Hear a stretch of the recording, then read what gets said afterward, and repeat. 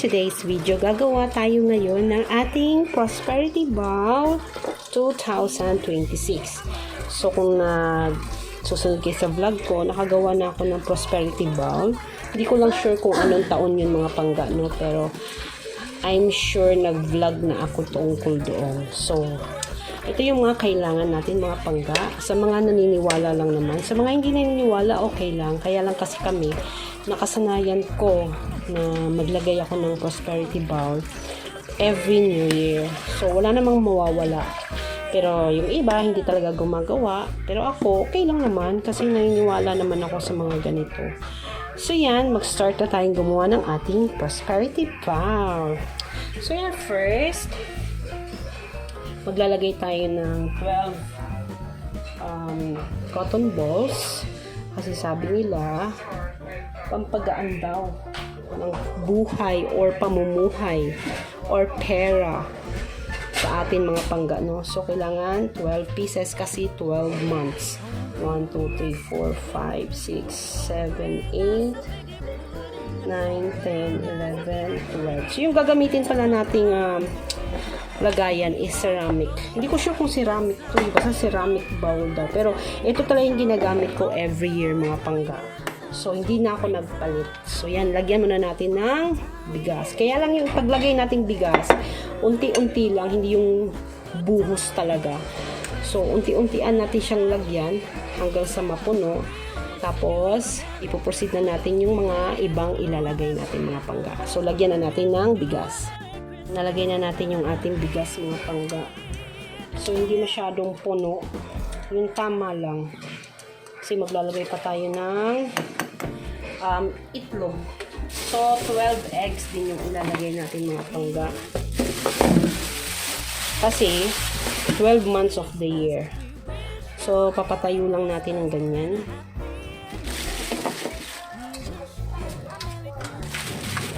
So, pa-clockwise mga pangga ang paglagay. Hindi pa ganun siya. So, pa-clockwise. Yung iba, hindi talaga sila naggagawa. Kaya lang kasi ako, every year, hindi ko sure kung kailan ako nag-start. Sa Manila ba man, nag-Prosperity Bowl ako. No? Hindi ko na matandaan mga pangga kung nakailang taon na akong gumawa. Kasi yung iba, hindi talaga gumagawa. Kasi, depende lang daw sa mga nag-aano ba, naniniwala. Kaya lang kasi ako, nakasanayan ko. Actually, itong Prosperity Bowl ko nalagayan, ano siya, medyo maliit. Hindi na ako nagpalit. Yan. Maglalagay tayo ng 12 coins. Yan. Yung tagto 20. Para sa 12 months of the year. So, siguro ilagay lang natin dito. Clockwise pa rin mga pangga. Siguro, unahin natin yung tao. Ganun.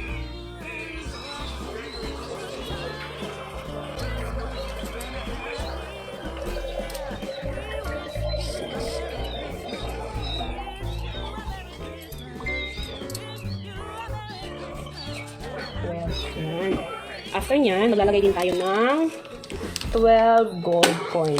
So, bumili na ako ng wala pang New Year mga pangga. Kasi alam ko pagka ganito, magmamahal talaga. Sobrang laki nga yung nabili ko eh. Kala ko maliliit lang yung nabili ko. Ayun, sobrang laki. Isipin mo yan. Ay, Diyos ko, ang lalaki pala nito. Paano kaya to? Pag ganun. Ay. I-ano na lang natin. Ganyan. Ba't malalaki yung binili mo? Kaya nga, hindi ko na ano. Akala ko maliliit lang to. 1, 2, 3, 4, 5, 6, 7, 8, 9, 10, 11. Okay. Ulo natin. 12. Ayan, pa-clockwise pa rin siya mga pangga. So, yan. After nyan, maglalagay tayo ng laurel. Ayan. Dapat yung laurel yung mga pangga buo. Walang punit and alam mo yung yung hindi siya buong dahon. Kailangan buo siya mga pangga. So, piliin nyo yung buo. So, 12 din ito mga pangga. 12.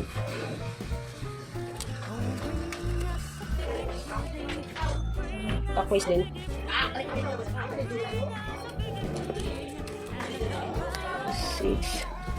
6, 7,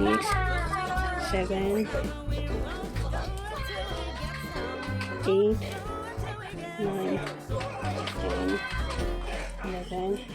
12. Ayan. So, after nyan, maglalagay tayo ng bills. Ayan, depende sa inyo. Yung iba, pwede 50. Yung iba, pwede 20 peso bills. Or either mas marami kayong budget. Pwedeng 500 bills. Pwedeng 1,000 bills. So, ngayon, ako is, pinili ko 100 kasi ito lang yung kaya kong ilagay na medyo, alam mo na, dati naman tag 50 lang, ngayon in-upgrade ko lang ng 100. Pero depende yung sa inyong mga pangga ha. So bago natin ilagay yung paper bills is maglalagay tayo ng bulak sa gitna. So syempre dapat yung tao ito nakaharap. Harap na ganun.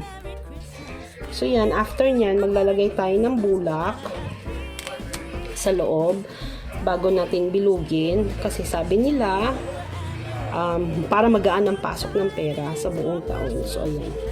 Gaganyan lang natin. So, kailangan nakaharap yung tao. Ayan.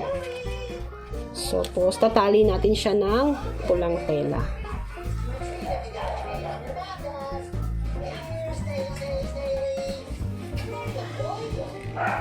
So, diba, sa inyo naman yung mga pangga. Kasi, depende naman yan sa mga naniniwala. So, kasi, sanayan ko na. Yan.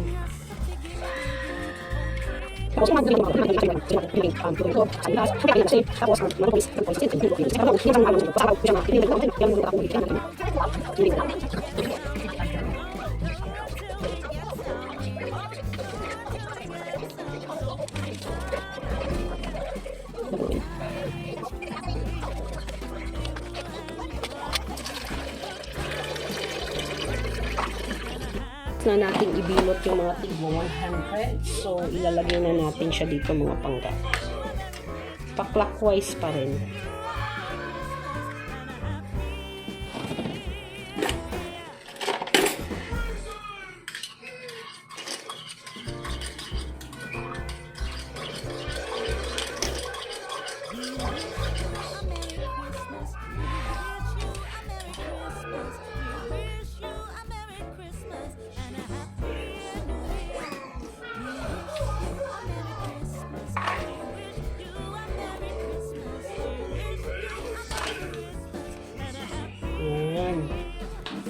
So, after nyan mga pangga, maglalagay tayo ng, depende sa inyo kung gusto nyo ng orange or apple.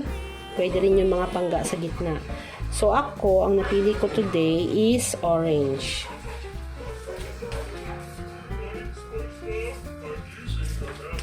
Ito, orange ang ilalagay natin mga pangga. So, sa gitna natin siya ilalagay. Ayan, nakatayo. Ayan, diba? Maganda na siya. After that, meron tayong ampaw. Ayan, ampaw. So, dati, last year, ang nagawa ko yata 3 ampaw. Pero ngayon, 1 ampaw lang yung ilalagay natin. And then, syempre, sa loob ng ampaw, maglalagay tayo ng 168 pesos. Hindi ko sure kung bakit 168. Pero sabi kasi ng Feng Shui is, maswerte daw talaga yung number na 168. So, ilalagay natin to dito. So, kailangan pagbukas natin ganun, nakaharap yung pera, yung bills. So, mauna yung 50 kasi sa ilalim yung 100. Dapat mauna yung mukha pagbukas. And then, susunod natin yung ating coins. Ayan. So, maraming magtatanong sa inyo anong gagawin ng ampaw na to after. Kasi itong 12 bills na 100, pwede natin yung gastusin.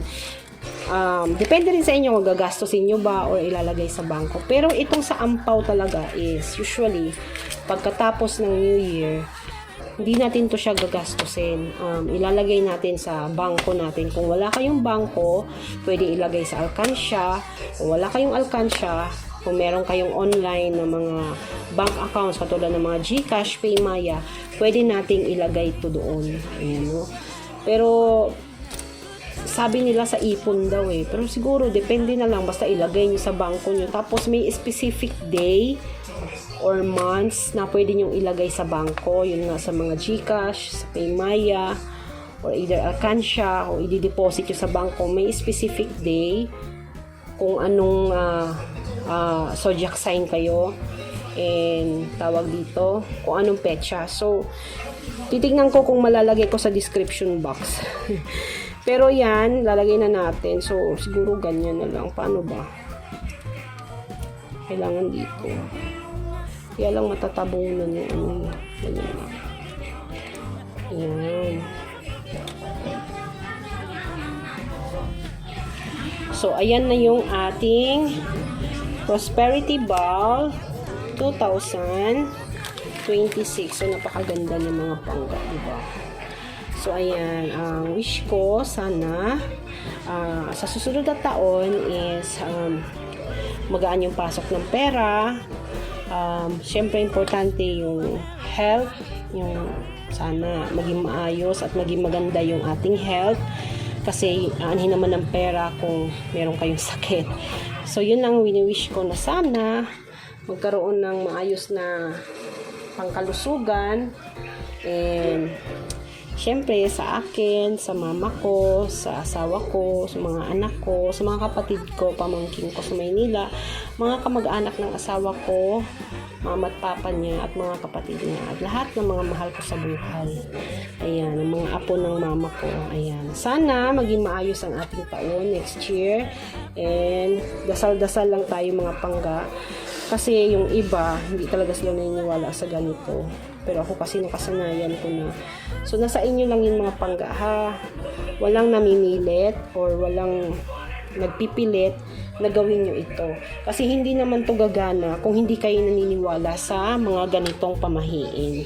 So, yun lang mga pangga. Sana nagustuhan nyo yung ating video for today. Sa mga hindi pa nakapag-subscribe sa YouTube channel ko, ayan, just subscribe to my YouTube channel, Pangga Mingay, and hit the notification bell para ma-update kayo sa mga bagong videos na i-upload ko. Happy New Year mga pangga! Happy New Year and welcome 2026! Bye!